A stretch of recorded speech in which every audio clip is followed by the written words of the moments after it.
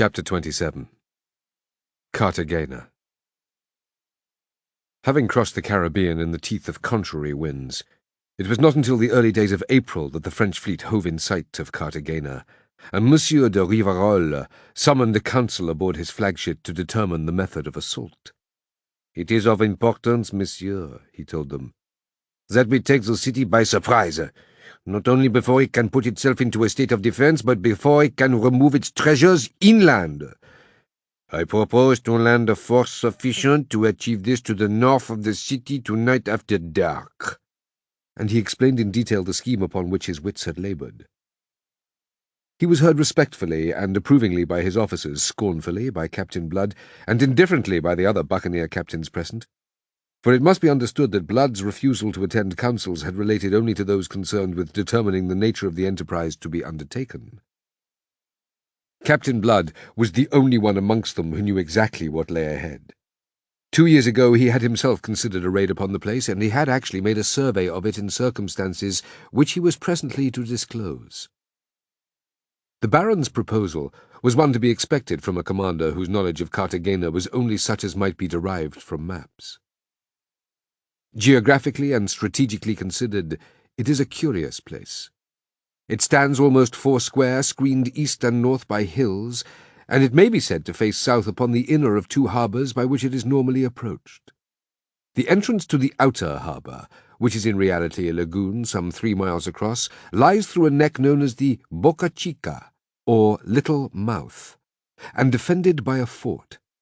A long strip of densely wooded land to westward acts here as a natural breakwater, and as the inner harbour is approached, another strip of land thrusts across at right angles from the first towards the mainland on the east.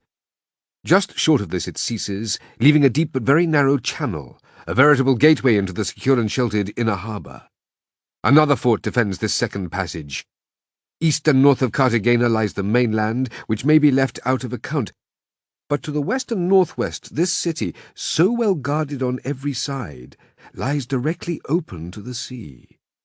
It stands back beyond a half a mile of beach, and besides this and the stout walls which fortify it, would appear to have no other defences, but those appearances are deceptive, and they had utterly deceived Monsieur de Rivarol when he devised his plan.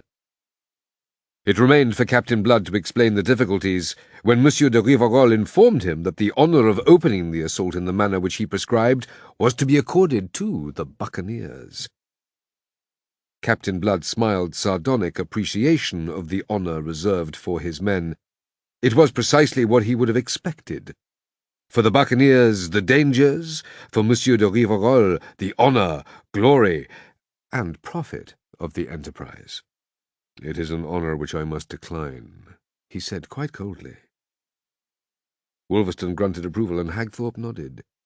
Iberville, who as much as any of them resented the superciliousness of his noble compatriot, never wavered in loyalty to Captain Blood. The French officers, there were 6 of them present, stared their haughty surprise at the buccaneer leader, whilst the Baron challengingly fired a question at him. "How, you decline it, sir? You decline to obey orders, do you say?" "I understand, Monsieur le Baron, that you summoned us to deliberate upon the means to be adopted." "Then you understood amiss, Monsieur le Capitaine. You are here to receive my commands. I have already deliberated, and I have decided. I hope you understand." "I understand," laughed Blood. "But I ask myself, do you?" And without giving the Baron time to set the angry question that was bubbling to his lips, he swept on. "You have deliberated, you say, and you have decided, but unless your decision rests upon a wish to destroy my buccaneers, you will alter it when I tell you something of which I have knowledge. This city of Cartagena looks very vulnerable on the northern side, all open to the sea as it apparently stands. Ask yourself, Monsieur le Baron, how came the Spaniards who built it where it is to have been at such trouble to fortify it to the south, if from the north it is so easily assailable?" That gave Monsieur de Rivarol pause. "The Spaniards," Blood pursued, "are not quite the fools you're supposing them. Let me tell you, monsieur, that 2 years ago I made a survey of Cartagena as a preliminary to raiding it. I came hither with some friendly trading Indians, myself disguised as an Indian, and in that guise I spent a week in the city, and studied carefully all its approaches. On the side of the sea where it looks so temptingly open to assault, there is shoal water for over half a mile out. Far enough, I assure you, to ensure that no ship shall come within bombarding range of it. It is not safe to venture nearer land than 3/4 of a mile. But our landing will be effected in canoes and pirogues and open boats, cried an officer impatiently. In the calmest season of the year, the surf will hinder any such operation, and you will also bear in mind that if landing were possible, as you are suggesting, that landing could not be covered by the ship's guns. In fact, it is the landing parties would be in danger from their own artillery. If the attack is made by night, as I propose, covering will be unnecessary. You should be ashore in force before the Spaniards are aware of the intent. You are assuming that Cartagena is a city of the blind, that at this very moment they are not conning our sails and asking themselves who we are and what we intend. But if they feel themselves secure from the north, as you suggest, cried the Baron impatiently, that very security will lull them. Perhaps. But then they are secure. Any attempt to land on this side is doomed to failure at the hands of nature.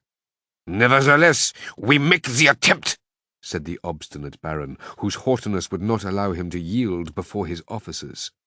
If you still choose to do so after what I've said, you are, of course, the person to decide, but I do not lead my men into fruitless danger. If I command you, the Baron was beginning. But Blood unceremoniously interrupted him. Monsieur le Baron, when the Monsieur de Coucy engaged us on your behalf, it was as much on account of our knowledge and experience of this class of warfare as on account of our strength. I have placed my own knowledge and experience in this particular matter at your disposal. I will add that I abandoned my own project of raiding Cartagena, not being in sufficient strength at the time to force the entrance of the harbour, which is the only way into the city. The strength which you now command is ample for that purpose. But, whilst we are doing that, the Spaniards will have time to remove great parts of the wealth this city holds. We must take them by surprise. Captain Blood shrugged. If this is a mere pirating raid, that of course is a prime consideration. It was with me. But if you're concerned to abate the pride of Spain and plant the lilies of France on the forts of this settlement, the loss of some treasure should not really weigh for much. Monsieur de Rivarol bit his lip in chagrin. His gloomy eye smouldered as he considered the self-contained buccaneer. But if I command you to go, to make the attempt, he asked. Answer me, monsieur. Let us know once for all where we stand, and who commands this expedition. Positively, I find you tiresome, said Captain Blood, and he swung to Monsieur de Coucy, who sat there gnawing his lip, intensely uncomfortable. I appeal to you, monsieur, to justify me to the general. Monsieur de Coucy started out of his gloomy abstraction. He cleared his throat. He was extremely nervous. In view of what Captain Blood has submitted... Oh, to the devil with that! Snapped Rivarol. It seems that I am followed by patrons. Look you, Monsieur le Capitaine, since you are afraid to undertake this thing, I will myself undertake it. So weather is calm, and I count upon making good my landing. If I do so, I shall have proved you wrong, and I shall have a word to say to you tomorrow which you may not like. I am being very generous with you, sir. He waved his hand regally. You have leave to go. It was sheer obstinacy and empty pride that drove him, and he received the lesson he deserved. The fleet stood during the afternoon to within a mile of the coast, and under cover of darkness, 300 men, of whom 200 were Negroes, the whole of the Negro contingent having been pressed into the undertaking, were pulled away for the shore in the canoes, piraguas, and ship's boats. Rivarol's pride compelled him, however much he may have disliked the venture, to lead them in person. The first 6 boats were caught in the surf and pounded into fragments before their occupants could extricate themselves. The thunder of the breakers and the cries of the shipwrecked warned those who followed and thereby saved them from sharing the same fate. By the Baron's urgent orders, they pulled away again out of danger and stood about to pick up such survivors as contrived to battle towards them.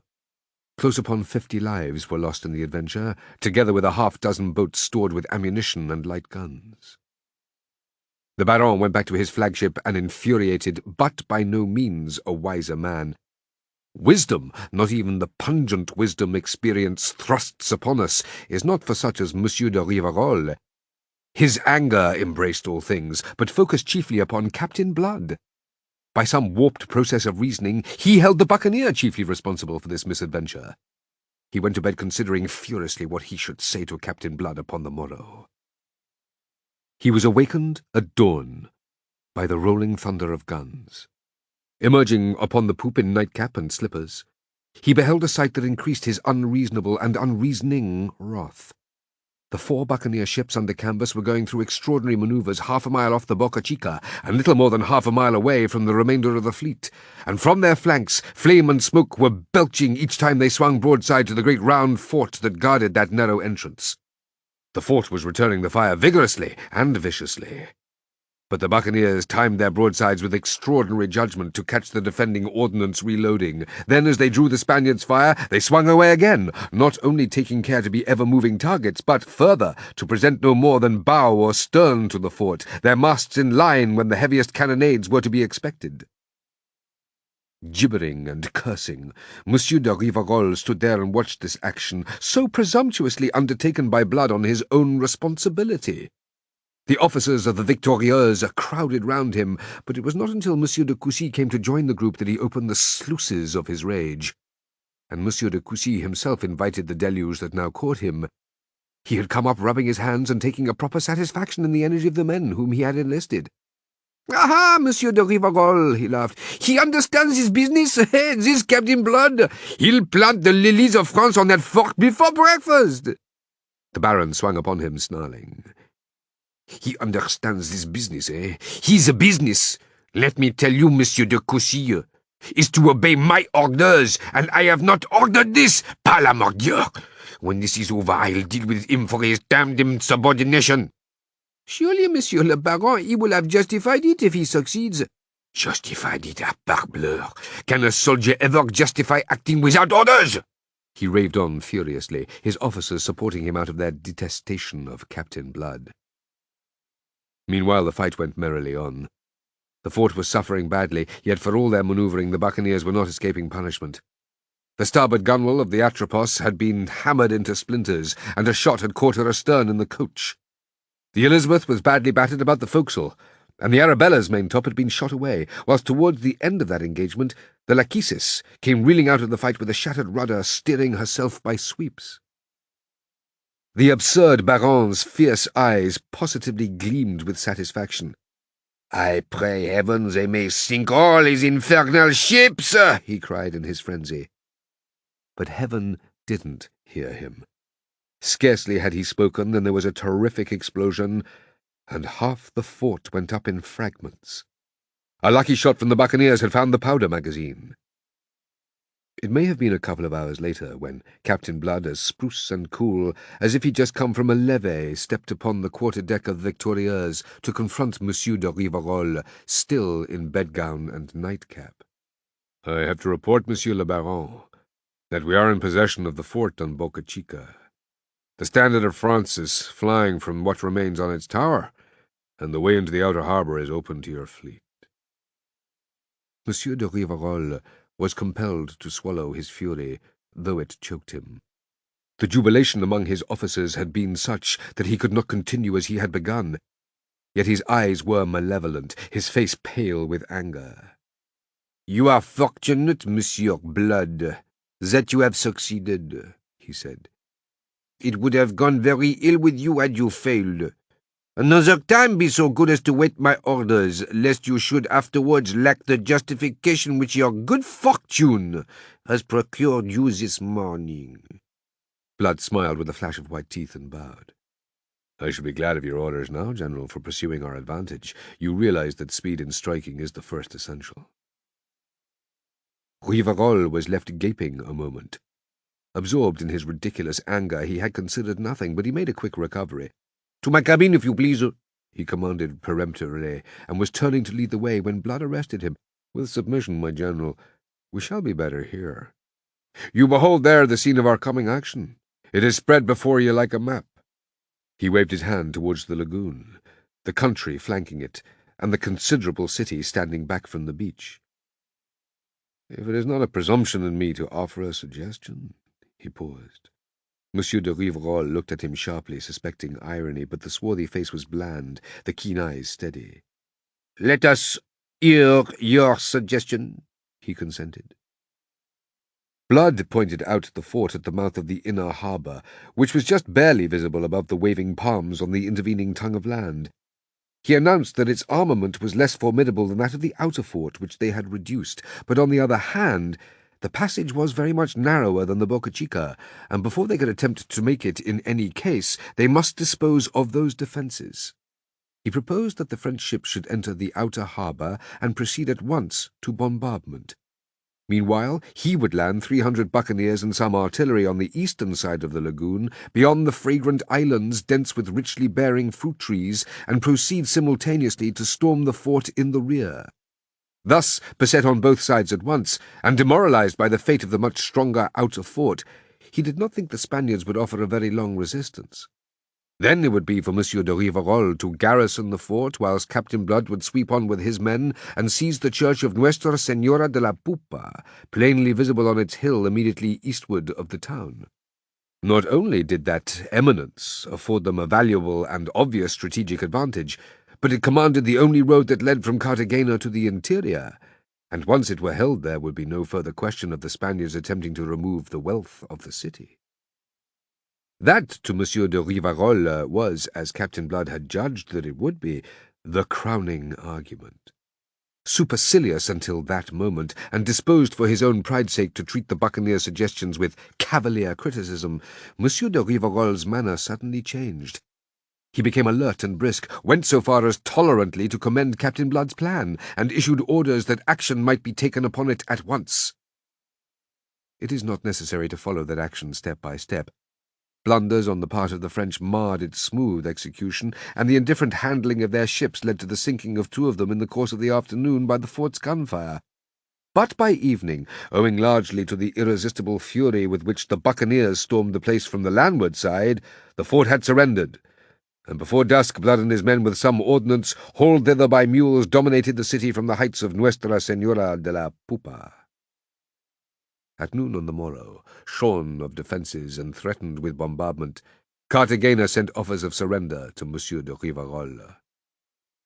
Swollen with pride by a victory for which he took the entire credit to himself, the Baron dictated his terms.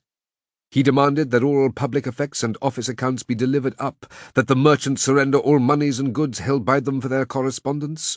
The inhabitants could choose whether they would remain in the city or depart, but those who went must first deliver up all their property, and those who elected to remain must surrender half and become the subjects of France. Religious houses and churches should be spared, but they must render accounts of all moneys and valuables in their possession. Cartagena agreed, having no choice in the matter, and on the next day, which was the 5th of April, Monsieur de Rivarol entered the city and proclaimed it now a French colony, appointing Monsieur de Coucy its governor. Thereafter he proceeded to the cathedral, where very properly a Te Deum was sung in honour of the conquest. This by the way of grace, whereafter Monsieur de Rivarol proceeded to devour the city. The only detail in which the French conquest of Cartagena differed from an ordinary buccaneering raid was that under the severest penalties no soldier was to enter the house of any inhabitant. But this apparent respect for the persons and property of the conquered was based in reality upon Monsieur de Rivarol's anxiety lest a doubloon should be abstracted from all the wealth that was pouring into the treasury opened by the Baron in the name of the King of France. Once the golden stream had ceased, he removed all restrictions and left the city in prey to his men, who proceeded further to pillage it of that part of their property which the inhabitants who became French subjects had been assured should remain inviolate. The plunder was enormous. In the course of 4 days, over 100 mules laden with gold went out of the city, and down to the boats waiting at the beach to convey the treasure aboard the ships.